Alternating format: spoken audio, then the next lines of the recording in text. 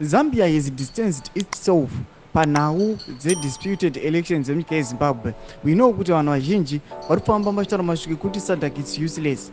Panapa tinoona kuti maactivists emunyika yeZambia auya akataura pachena zvikanzi no, when you say SADC is useless, please may you kindly exclude Zambia. Vachiti Zambia, we did not include ourselves pakucommemorata kana pakuinaugurata mutungamiri wenyika yeZimbabwe. Sambira mashoko abuda chinyogo panapa noti subscribe like utina on the bell icon. Tipina pahendo ya Joseph Kalimbo anyora chiti Zambia since KK has stood with the Southern Africans.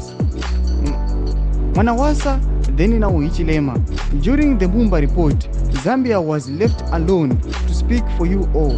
When you say SADC is useless, leave Zambia out because you have never sided nor congratulated your oppressors.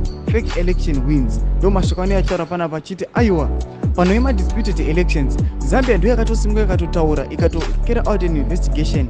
Mumba akatopiwa the mandate yekukera out the ZIOM yakatoti aiwa my elections emunyika yeZimbabwe they are disputed.